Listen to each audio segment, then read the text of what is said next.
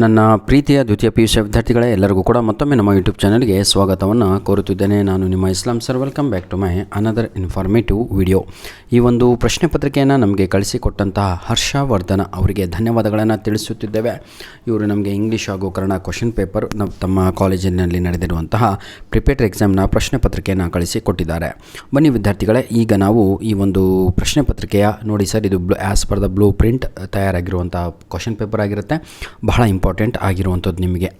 ಕದಡಿದ ಸಲೀಲಂ ತಿಳಿಯುವಂ ಆಯಿತಾ, ತಿಳಿವಂದದೆ ಆಯಿತಾ, ತನ್ನಿಂ ತಾನೇ ತಿಳಿದ ದಶವ, ಇವೆಲ್ಲ ಓದ್ಕೊಂತೀರ ನೀವು. ಕ್ವಶನ್ ನಂಬರ್ 1ಕ್ಕೆ ಸರಿಯಾದ ಉತ್ತರ ಬಂದು ಆಪ್ಷನ್ ಬಿ ಆಗಿರುತ್ತೆ. ಉದಾತ್ತನಾದ ರಾವಣನಿಗೆ ನೀಲಿ ರಾಗ ಉಂಟಾಯಿತು ಅಂತ ಆಯಿತಾ. ಕ್ವಶನ್ ನಂಬರ್ 2, ಹಗೆಯನ್ನು ಏನೆಂದು ಉಪೇಕ್ಷಿಸಬಾರದೆಂದು ಸೋಮನಾಥನು ಹೇಳಿದ್ದಾನೆ ಅಂತ ಇದೆ. 2ನೆಯ ಪ್ರಶ್ನೆಗೆ ಸರಿಯಾದ ಉತ್ತರ ಬಂದು ಬಾಲಕ, ಅದು ಸರಿಯಾದ ಉತ್ತರ ಆಗಿರುತ್ತದೆ.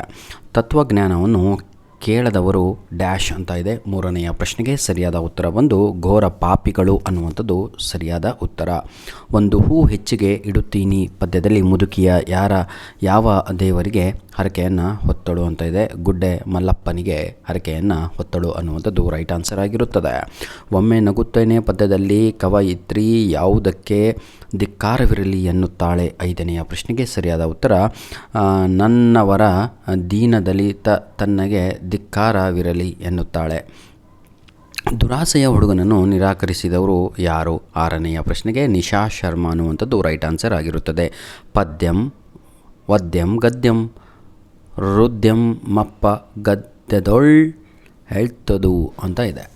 ಈ ವಾಕ್ಯದ ಪ್ರಕಾರ ಎಂತಹ ಗದ್ಯದಲ್ಲಿ ಕತೆ ಹೇಳೆಂದು ಮನೋರಮೆ ಹೇಳುವಳು ಅನ್ನುವಂಥದ್ದು ಇಲ್ಲಿ ಕೇಳಲಾಗಿದೆ. 7ನೆಯ ಪ್ರಶ್ನೆಗೆ ಸರಿಯಾದ ಉತ್ತರ ಬಂದು ಹೃದಯಕ್ಕೆ ಹಿತಕರವಾದ ಗದ್ಯದಲ್ಲಿ ಹೇಳುವಂತ ಕೇಳಿಕೊಳ್ಳುತ್ತಾಳೆ. ಜಬ್ಬಾರ್ ವೆಟರ್ನರಿ ಆಸ್ಪತ್ರೆಗೆ ಬರಲು ಕಾರಣ ಡ್ಯಾಶ್ ಅಂತ ಇದೆ. 8ನೆಯ ಪ್ರಶ್ನೆಗೆ ಸರಿಯಾದ ಉತ್ತರ ಹುಚ್ಚು ನಾಯಿ ಕಚ್ಚಿದ್ದರಿಂದ ಇಂಜೆಕ್ಷನ್ ಪಡೆಯಲು ಹಾಸ್ಪಿಟಲ್ಗೆ ಬಂದಿದ್ದನು. ಕ್ವಶನ್ ನಂಬರ್ 9, ಟೆಲಿಫೋನ್ ಕಂಬದ ಮೇಲೆ ಮೃತನಾದ ಲೈನ್ಮ್ಯಾನ್ ಈತ ಯಾರು ಹೇಳಿ ನೋಡೋಣ? ತಿಪ್ಪಣ್ಣ ಅನ್ನುವಂಥದ್ದು ರೈಟ್ ಆನ್ಸರ್ ಆಗಿರುತ್ತದೆ.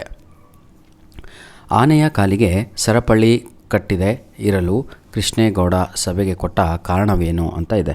ಏನು ಅದಕ್ಕೆ ಆನೆ ಕಾಲಿಗೆ ಕಟ್ಟಿರಲ್ಲ, ಏನು ಅವನು ರೀಸನನ್ನು ಕೊಡ್ತಾನೆ ಅಂದರೆ ಆನೆಯ ಕಾಲಿಗೆ ಗಾಯವಾಗಿದೆ ಅಂತ ರೀಸನನ್ನು ಕೊಡುತ್ತಾನೆ.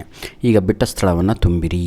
ಬಸವಲಿಂಗನ ಕಾಯಿಲೆ ದೇಹದ ಮಟ್ಟದಿಂದ ಡ್ಯಾಶ್ ಸ್ತರವನ್ನು ತಲುಪತೊಡಗಿತ್ತು ಅಂತ ಇದೆ. ಮಾನಸಿಕ ಅನ್ನುವಂಥದ್ದು ರೈಟ್ ಆನ್ಸರ್ ಆಗಿರುತ್ತದೆ. ನಮ್ಮ ದೇಶದಲ್ಲಿ ಕೀಲವಾಗಿ ಹೋದ ಧರ್ಮ ಯಾವುದು? ಬೌದ್ಧ ಧರ್ಮ ಅನ್ನುವಂಥದ್ದು ರೈಟ್ ಆನ್ಸರ್ ಆಗಿರುತ್ತದೆ. ದಣಿಗಳ ದಾಂಪತ್ಯಕ್ಕೆ ಡ್ಯಾಶ್ ಮೂಕ ಸಾಕ್ಷಿಯಾಗಿತ್ತು ಅಂತ ಇದೆ. ಬೆಳ್ಳಿ ಲೋಟ ಸಾಕ್ಷಿಯಾಗಿತ್ತು ಅನ್ನುವಂಥದ್ದು ರೈಟ್ ಆನ್ಸರ್ ಆಗಿರುತ್ತದೆ. ಕ್ವಶನ್ ನಂಬರ್ 14, ಕಲಾಂ ಅವರ ಆತ್ಮಚರಿತ್ರೆಯ ಹೆಸರು ದಿ ವಿಂಗ್ಸ್ ಆಫ್ ಫೈರ್ ಅನ್ನುವಂಥದ್ದು ರೈಟ್ ಆನ್ಸರ್ ಆಗಿರುತ್ತದೆ. ಡ್ಯಾಶ್ರಿಗೆ ಬಾಯಿ ಚಪಲ ಜಾಸ್ತಿ ಇರುತ್ತದೆ ಅಂತ ಇದೆ. ಇಲ್ಲಿ ಎಲ್ಲಿ ನೋಡಿದರೂ ನಿಮ್ಮ ತಲೆಯಲ್ಲಿ ಇರುವಂತಹ ಆನ್ಸರ್ ಇಲ್ಲ, ಹೌದಲ್ವಾ? ಯಾವುದು? ಪೆನ್ಷನ್ದಾರರಿಗೆ ಅಂತ, ವೃದ್ಧರಿಗೆ ಅಂತ ಇದೆಲ್ವಾ, ಅದು ಸರಿಯಾದ ಉತ್ತರ ಆಗಿರುತ್ತೆ. ಬನ್ನಿ ವಿದ್ಯಾರ್ಥಿಗಳೇ, ಹೊಂದಿಸಿ ಬರೆಯಿರಿಯನ್ನು ನೋಡೋಣ.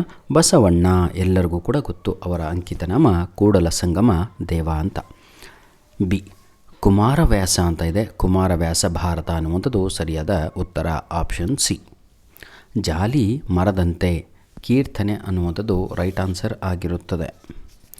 ಕ್ವಶನ್ ನಂಬರ್ 4, ಲಲಿತ ಸಿದ್ಧ ಬಸವಯ್ಯ ಅಂತ ಇದೆ. ಇದಕ್ಕೆ ಸರಿಯಾದ ಉತ್ತರ ಒಂದು ಹೂ ಹೆಚ್ಚಿಗೆ ಇಡುತ್ತೀನಿ. ಒಮ್ಮೆ ನಗುತ್ತೇನೆ ಅಂತ ಪ್ರಶ್ನೆ ಇದೆ. ನಾನೆಂಬ ಏನಿದು ಮಾಯೆ ಅನ್ನುವಂಥದ್ದು ರೈಟ್ ಆನ್ಸರ್ ಆಗಿರುತ್ತದೆ. ನಂತರದಲ್ಲಿ 2 ಅಂಕದ ಪ್ರಶ್ನೆಗಳನ್ನು ನಾವು ನೋಡ್ತಾ ಹೋಗೋಣ ವಿದ್ಯಾರ್ಥಿಗಳೇ. ಯಾವುದಾದರೂ 3 ಪ್ರಶ್ನೆಗಳಿಗೆ 2 ವಾಕ್ಯಗಳಲ್ಲಿ ಉತ್ತರಿಸಿ. ರಾವಣನು ಅಂತಿಮವಾಗಿ ಯಾವ ನಿರ್ಧಾರಕ್ಕೆ ಬರುತ್ತಾನೆ? ಬಹಳ ಇಂಪಾರ್ಟೆಂಟು ಆಗಿರುವಂಥ ಪ್ರಶ್ನೆಗಳು. ಜ್ಞಾನವನ್ನು ಹೊಂದುವ ಮಾರ್ಗ ಯಾವುದೆಂಬುದನ್ನು ಕವಿ ಹೇಗೆ ವಿವರಿಸುತ್ತಾರೆ? ಕವಿ ಬೇಂದ್ರೆಯವರು ಹೇಳಿರುವಂತೆ ಮುಪ್ಪು ಮತ್ತು ಹರೆಯದ ನಡುವಿನ ವ್ಯತ್ಯಾಸವೇನು? ನೋಡಿ, ಇವೆಲ್ಲವೂ ಕೂಡ ನಿಮ್ಮ ಕ್ವಶನ್ ಪೇಪರು, ಯಾವುದು ಮಾಡೆಲ್ ಕ್ವಶನ್ ಪೇಪರಲ್ಲಿ ಬಂದಿರುವಂತಹ ಪ್ರಶ್ನೆಗಳು. ಜೀಸಸ್ ಎಲ್ಲೆಲ್ಲಿ ಶಿಲುಬೆ ಏರಿದ್ದಾನೆ? ಹೌದಲ್ವಾ? ಯಾವುದಾದರೂ 2 ಪ್ರಶ್ನೆಗಳಿಗೆ 2-3 ವಾಕ್ಯಗಳಲ್ಲಿ ಉತ್ತರಿಸಿ. 2 ಅಂಕದ ಪ್ರಶ್ನೆಗಳು. ಕೊನೆಯಲ್ಲಿ ಬಸವಲಿಂಗನಿಗೆ ಏನೆಂದು ನಿಶ್ಚಿತವಾಗತೊಡಗಿತು? ಕರ್ನಾಟಕದಲ್ಲಿ ಕನ್ನಡಕ್ಕೆ ಯಾವ ಮಾನವಿರಬೇಕೆಂದು ಹ.ಮ.ನ ಅಪೇಕ್ಷಿಸಿದ್ದಾರೆ? 23ನೇ ಪ್ರಶ್ನೆ, ಕಲಾಂ ಅವರು ತಾವು ಆತ್ಮಕಥೆ ಬರೆದದ್ದು ಏತಕ್ಕಾಗಿ? 24ನೆಯ ಪ್ರಶ್ನೆ, ರೋಗಿಗಳ ಹಾಗೂ ಏನಿದು ಪಥ್ಯ ಮಾಡುವವರ ಜಿದ್ದು ಎಂತಹದು ಅನ್ನುವಂಥದ್ದು ಪ್ರಶ್ನೆ. ಬನ್ನಿ ವಿದ್ಯಾರ್ಥಿಗಳೇ, ಈಗ 2 ಅಂಕದ ಪ್ರಶ್ನೆ. ಕೃಷ್ಣೇಗೌಡರ ಆನೆ ಹುಟ್ಟಿ ಬೆಳೆದು ಬಗೆ ಹೇಗೆ ವಿವರಿಸಿ. ಫಾರೆಸ್ಟ್ ಡಿಪಾರ್ಟ್ಮೆಂಟ್ನವರ ನಂಬರ್ 1 ಎನಿಮಿಗಳು ಯಾರು ಎಲ್ಲವೂ ಕೂಡ ಪ್ರಶ್ನೆಗಳು ಎಲ್ಲಿದ್ದು ಹೇಳಿ ನೋಡೋಣ. ನಿಮ್ಮ ಮಾಡೆಲ್ ಕ್ವಶನ್ ಪೇಪರಲ್ಲಿ ಇದ್ದವು. ಆನೆಯನ್ನು ಹದ್ದು ಬಸ್ತಿನಲ್ಲಿಡುವುದರ ಬಗ್ಗೆ ಮೇಲಾಯುಧ ಅಪ್ಪ ಏನು ತಿಳಿಸಿದ್ದರು. ಹುಚ್ಚು ನಾಯಿಗಳು ಆಸ್ಪತ್ರೆಯಲ್ಲಿ ಹೇಗೆ ವರ್ತಿಸುತ್ತವೆ ಎಂದು ಪುಟ್ಟಯ್ಯ ಹೇಳಿದನು. ಬನ್ನಿ ಈಗ ನಾವು ಪಾರ್ಟ್ ನಲ್ಲಿದ್ದೀವಿ. ಯಾವುದಾದ್ರೂ 2 ವಾಕ್ಯ ಸಂದರ್ಭ ಸೂಚಿಸಿ ಸ್ವಾರಸ್ಯವನ್ನು ಬರೆಯಿರಿ. ಹೌದಲ್ವಾ ವಿದ್ಯಾರ್ಥಿಗಳೇ, ದಯವಿಟ್ಟು ಇವೆಲ್ಲ ಕ್ವಶನ್ಸ್ಗಳು ನಿಮ್ಮ ಆ್ಯನ್ಯುವಲ್ ಎಕ್ಸಾಮಿಗೆ, ಪ್ರಿಪೇಟರಿ ಎಕ್ಸಾಮಿಗೆ ಹೆಲ್ಪ್ ಆಗುವಂತಹ ಪ್ರಶ್ನೆಗಳು ಆಗಿರ್ತವೆ. ದಯವಿಟ್ಟು ಎಲ್ಲ ಪ್ರಶ್ನೆಗಳನ್ನು ತಾವುಗಳು ನೋಡಿಕೊಳ್ಳಿ. ನಂತರದಲ್ಲಿ ಈಗ ನಮ್ಮ ಗ್ರಾಮರ್ ಪಾರ್ಟ್ ಇದೆ, ಅದರ ಒಂದು ಕೀ ಆನ್ಸರ್ಗಳನ್ನು ನೋಡ್ತಾ ಸ್ವಲ್ಪ ಎಕ್ಸ್ಪ್ಲನೇಷನನ್ನು ಕೇಳ್ತಾ ಹೋಗಿ, ಯಾಕೆಂದರೆ ಅದು ಬಹಳ ಇಂಪಾರ್ಟೆಂಟ್ ಆಗಿರುವಂಥದ್ದು ಗ್ರಾಮರ್ ಭಾಗ ಆಗಿರುತ್ತೆ. ಅದರಲ್ಲಿ ಸ್ವಲ್ಪ ಹೊಸತನ ಕೂಡ ಬಂದಿದೆ. ಹಾಗಾಗಿ ಬನ್ನಿ ವಿದ್ಯಾರ್ಥಿಗಳೇ, ಈಗ ನಾವು ಗ್ರಾಮರ್ ಭಾಗವನ್ನು ನೋಡೋಣ.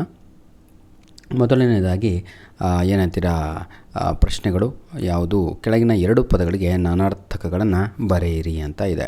ನಾನಾರ್ಥಕ ಅಂತ ಹೇಳಿದರೆ ಏನಂತೀರ ತಾವುಗಳು, ಮೀನಿಂಗ್ಸು.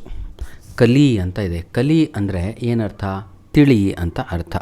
ಇನ್ನೊಂದು ಏನಂತ ಅರ್ಥ, ವೀರ ಅಂತ. 2 ಕೂಡ ಬರೆದ್ರೆ ಅಂಕಗಳು ಎಕ್ಸಾಮಲ್ಲಿ ಸಿಗತ್ತೆ. ಗುರು ಅಂದರೆ ಶಿಕ್ಷಕ ಕೂಡ ಹೌದು, ಗ್ರಹ ಕೂಡ ಹೌದು, ದೊಡ್ಡ ಅಂತ ಕೂಡ ಹೌದು. ಹದ್ದು ಅಂತ ಇದೆ. ಹದ್ದು ಅಂದರೆ ಪಕ್ಷಿ ಕೂಡ ಹೌದು, ಮಿತಿ ಕೂಡ ಹೌದು. 46ನೆಯ ಪ್ರಶ್ನೆ, ಕೆಳಗಿನ 2 ಪದಗಳ ಗುಣವಾಚಕಗಳನ್ನು ಬರೆಯಿರಿ. ಗುಣವಾಚಕ ಅಂದರೆ ಅಡ್ಜೆಕ್ಟಿವ್. ದುರ್ಗಂಧ ಅಂತ ಇದೆ. ಅನ್ನುವಂಥದ್ದು ರೈಟ್ ಆನ್ಸರ್ ಆಗಿರುತ್ತದೆ. ಗಟ್ಟಿಪಾದ ಅಂತ ಇದೆ. ಎಂತಹ ಪಾದ, ಗಟ್ಟಿಪಾದ, ಅದೇ ಸರಿಯಾದ ಉತ್ತರ ಆಗಿರುತ್ತದೆ. ಕ್ವಶನ್ ನಂಬರ್ ಸಮವಸ್ತ್ರ ಅಂತ ಇದೆ. ಸಮವಸ್ತ್ರಕ್ಕೆ ಸರಿಯಾದ ಉತ್ತರ ಬಂದು ಏನಪ್ಪ ಇದು, ಸಮ ಅನ್ನುವಂಥದ್ದು ರೈಟ್ ಆನ್ಸರ್ ಆಗಿರುತ್ತದೆ. 47ನೆಯ ಪ್ರಶ್ನೆ, ಕೆಳಗಿನ 2 ಶಬ್ದಗಳಿಗೆ ತದ್ಭವ ರೂಪವನ್ನು ಬರೆಯಿರಿ. ಶಿರ ಅಂತ ಇದೆ, ಸಿರ ಅಂತ ಬರಿಬೇಕು. ಬೀಜ ಅಂತ ಇದೆ, ಬಿತ್ತ ಅಂತ ಬರೀರಿ. ಆಕಾಶ ಅಂತ ಇದೆ, ನೀವು ಅಗಸ ಅಂತ ಬರೀರಿ, ಅಗಸ. ಆಯಿತಾ. ಈ ಕೆಳಗಿನ 2 ಕ್ರಿಯಾಪದಗಳ ಧಾತು ರೂಪಗಳನ್ನು ಬರೆಯಿರಿ ಅಂತ ಇದೆ. ಓಡುವರಿಗೆ ಧಾತು ಅಂದರೆ base form of the verb ಅಂತ, ಕ್ರಿಯಾ ಅಂದ್ರೇ ವರ್ಬ್ಸ್ ಅಂತ. ಓಡುವರು ಅನ್ನೋದಕ್ಕೆ ಓಡು ಅನ್ನುವಂಥದ್ದು ಅದೇ ಫಸ್ಟ್ ವರ್ಡ್ ಆಗಿರುತ್ತೆ, ಅಲ್ಲಿಂದ ಬೇರೆ ವರ್ಡ್ಗಳು ರೆಡಿ ಆಗ್ತವೆ. ಫಾರ್ ಎಕ್ಸಾಂಪಲ್ ಓಡುವಳು, ಓಡುವರು, ಓಡುತ್ತಾನೆ, ಓಡುತ್ತಿದ್ದಾನೆ, ಎಲ್ಲವೂ ಕೂಡ ಅದು ಓಡುನೇ ಅದಕ್ಕೆ ಧಾತು ರೂಪ ಆಗಿರುತ್ತೆ. ಬಂದವು ಅಂತ ಇದೆ. ಬಂದವುಗೆ ಬಾ ಅನ್ನುವಂಥದ್ದು ಸರಿಯಾದ ಉತ್ತರ ಆಗಿರುತ್ತದೆ. ಬಾರಿಸುವಳು ಅಂತ ಇದೆ, ಇದಕ್ಕೆ ಬಾರಿಸು ಅನ್ನುವಂಥದ್ದು ರೈಟ್ ಆನ್ಸರ್ ಆಗಿರುತ್ತದೆ. ಕೆಳಗಿನ 2 ಪದಗಳ ವಿಭಕ್ತಿಗಳನ್ನು ಹೆಸರಿಸಿ ಅಂತ ಇದೆ. ಮಾರ್ಷ್ಗೆ ಗುಡಿಸಲಿನಿಂದ ಮುಖದಲ್ಲಿ ಅಂತ ಇದೆ.